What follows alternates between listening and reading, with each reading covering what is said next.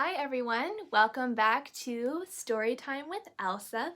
I have some more fun stories to tell today, especially since we've got a lot more time to stay inside.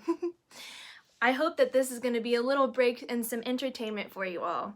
I thought I would start with a super fun one about an adventure that Anna and I got to go on. This story is called Across the Sea. "There's our ship, Elsa," Anna exclaimed, peering out the window. "Are you almost ready?" "Just about," Elsa replied as she packed the last of her things in her trunk. She smiled at her sister's impatience, but really, she couldn't wait to go on the trip either. For a few months, Elsa had been planning a royal tour to visit nearby kingdoms, and now it was time to leave. Her heart fluttered with excitement.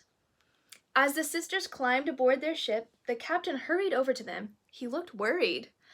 "Your Majesty," the captain said to Elsa, "I got the itinerary you sent, but I don't think we'll be able to make it to the first stop on time, not with the waters this still."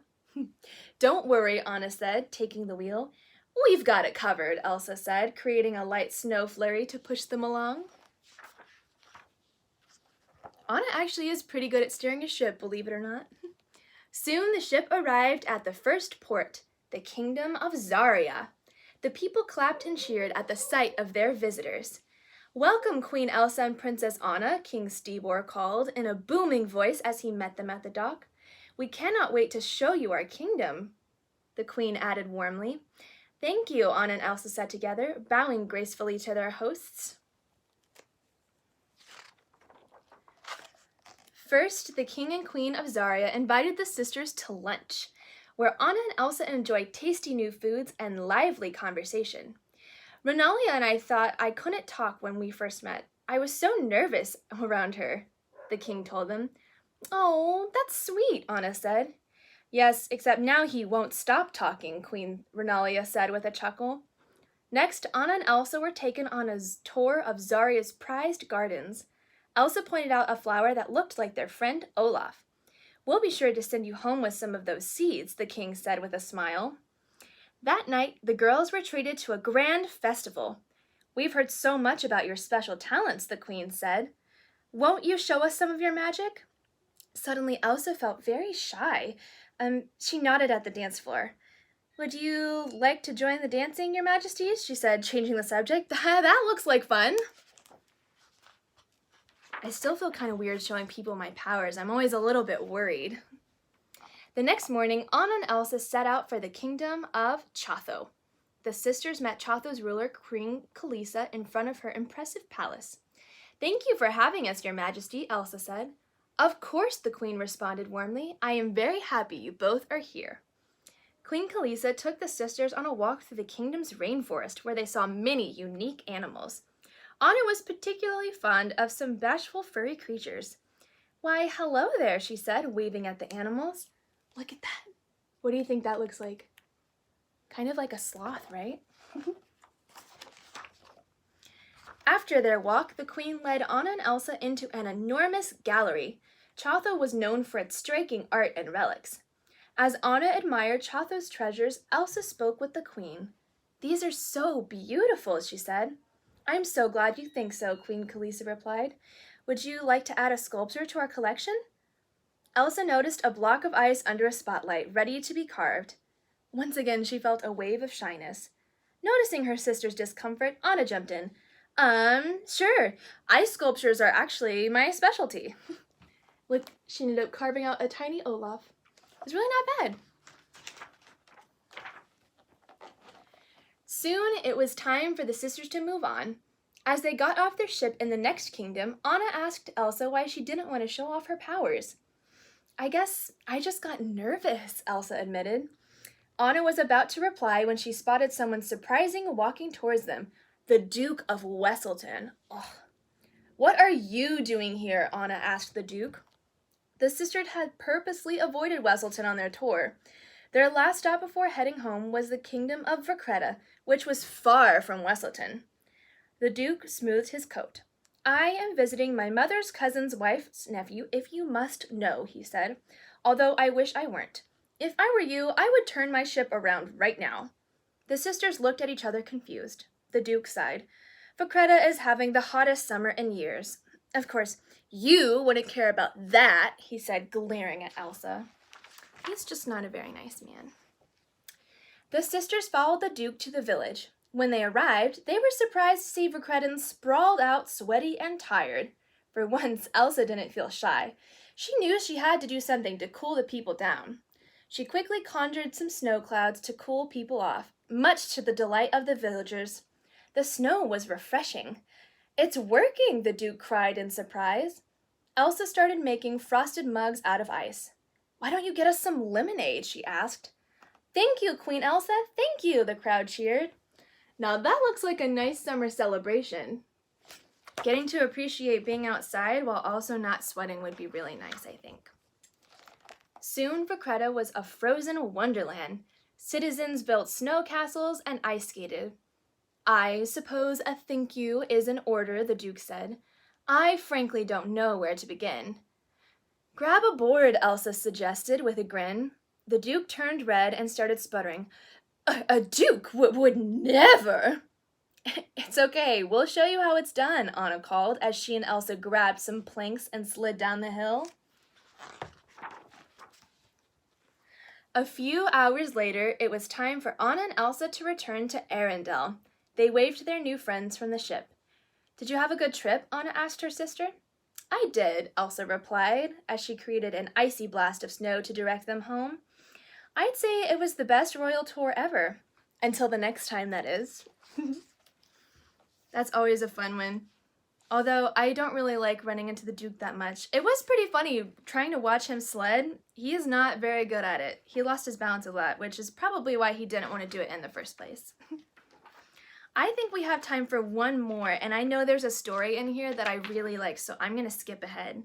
I think it's one you actually might already know, and since it's springtime, I thought this one was probably really appropriate. This one is called Frozen Fever. It was early in the morning in the kingdom of Arendelle, and Queen Elsa was hard at work. It was Anna's birthday. The first one the sisters had spent together since they were children. Elsa wanted it to be Anna's best birthday ever. Elsa waved her hands and a small ice sculpture appeared on the cake she had made for Anna. It was pretty, but it didn't seem quite right. With a flick of her wrist, she tried again. Behind her, Kristoff was working on a birthday banner. It read, "Happy Birthday, Anna," in big, drippy letters. Elsa looked at the messy banner. "Kristoff, are you sure I can leave you in charge here?" she asked. Suddenly, the kingdom bells began to chime. Like it or not, Elsa would have to trust Kristoff to finish the party preparations. He's trying really hard. Just, boys are kind of messy sometimes. Elsa took a deep breath and hurried through the castle to Anna's bedroom. She found her sister fast asleep, of course. "Psst! Anna! Happy birthday!" she whispered softly. Anna yawned sleepily and stretched. "It's my birthday," she mumbled. As Anna realized what she had just said, she sat up, fully awake. "It's my birthday!" she shouted excitedly. Elsa smiled at her sister. "And it's going to be perfect." Then Elsa gave Anna her birthday present, a beautiful new green and teal dress. With a wave of her hand, Elsa used her magic to add icy sparkles to the dress. Then she picked up some flowers from a nearby vase. With a flick of her wrist, she frosted the flowers onto her own gown. Anna looks so pretty in that dress. It's one of her favorites to wear now. Suddenly, Elsa sneezed. "Achoo!" "Bless you," Anna said. Unseen by Anna and Elsa, 2 tiny snowmen appeared. Elsa had accidentally created them with her sneeze. The tiny snowmen dropped to the floor and scampered off. "Thanks, sis," Elsa said, sniffing and rubbing her nose. "Now, come on, you have a birthday to enjoy." Smiling, she handed the end of a string to Anna. "Just follow the string," she said. Anna held on to the string and followed her older sister out of the room.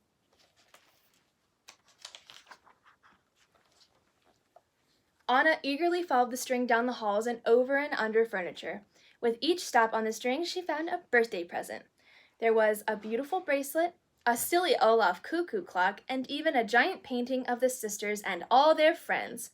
Elsa really had thought of everything. There was only one problem. Her sneezing seemed to be getting worse and worse. Elsa sneezed and sneezed. With each sneeze, more mini snowmen appeared. The snow geese happily scurried off, unnoticed by the sisters. Out in the courtyard, Kristoff, Sven, and Olaf were keeping an eye on the surprise party. Just then, Olaf heard a noise. "Hello?" he called. The little snowman created by Elsa's sneezes crashed into the courtyard. They raced around, knocking over party decorations. Kristoff chased the snowman. He couldn't let them destroy Anna's party. Olaf, on the other hand, was very excited. He held the snowman close.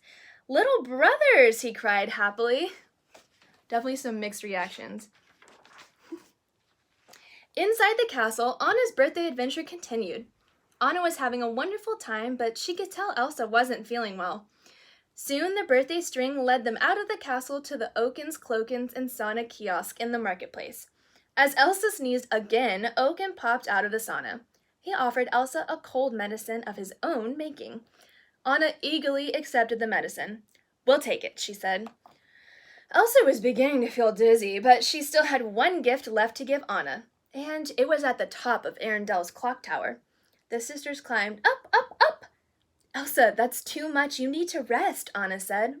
But Elsa insisted. At the very top, she gave Anna 2 beautiful wooden dolls. They looked just like the sisters. The perfect birthday present. Suddenly, Elsa's cold got the better of her, and she swooned. Anna dropped her presents to keep her sister from falling off the tower. "Elsa, look at you. You've got a fever," Anna said, worried. "You're burning up." "I'm sorry, Anna," Elsa said sadly. "I just wanted to give you one perfect birthday." Over in the courtyard, things were not going well. The snow geese were causing chaos. One group pulled down Kristoff's banner while a second group headed for the birthday cake. Thinking quickly, Kristoff grabbed Olaf's head and rolled it like a bowling ball toward the Tower of Snowmen. But Kristoff was not fast enough. The snow geese were preparing to launch themselves at Anna's birthday cake. "No, no, no!" Kristoff shouted as he reached for a bowl. He blocked them as they flew at the cake. Meanwhile, Olaf grabbed the birthday banner and tried to rearrange the letters in the right order, but he didn't know how to spell. Kristoff read the new banner. "Dry banana hippie hat," he said. It was a disaster.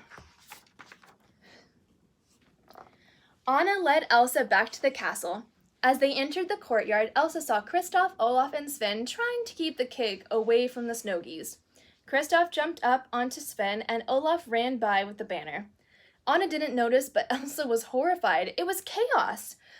Anna looked up just as Kristoff caught the cake and the birthday banner settled into place. Her face lit up. To her, everything looked perfect. But where had all the little snowmen come from? That's a lot of sneezes. Kristoff hopped off Sven and walked up to Anna, birthday cake in hand. "Happy birthday," he said. "I love you." For a minute, he looked embarrassed, and then he shrugged and said, "I do." Anna couldn't believe it. It was all so wonderful, but she was still worried about Elsa. Elsa promised she was well enough for at least one piece of cake. Sven cut slices for everyone. Then, finally, Anna led Elsa inside. Upstairs, Anna tucked a very tired Elsa into bed. Anna made Elsa some hot soup, sat down next to her, and smiled. "Best birthday present ever," she told her sister. Elsa was confused. "Which one?" she asked. "You letting me take care of you," Anna replied with a smile. Anna's party was over, but Kristoff and Olaf still had one important thing left to do. Up in the mountains, they knocked on the doors to the Ice Palace. The doors swung open. Marshmallow was inside. Olaf pushed past the giant snowman and ran into the palace. Behind him was a trail of little snow geese. Kristoff sighed and looked at Marshmallow. "Don't ask." Well, thank you all for joining me for story time again today. I hope you enjoyed it. Everybody stay safe, and I will see you next week.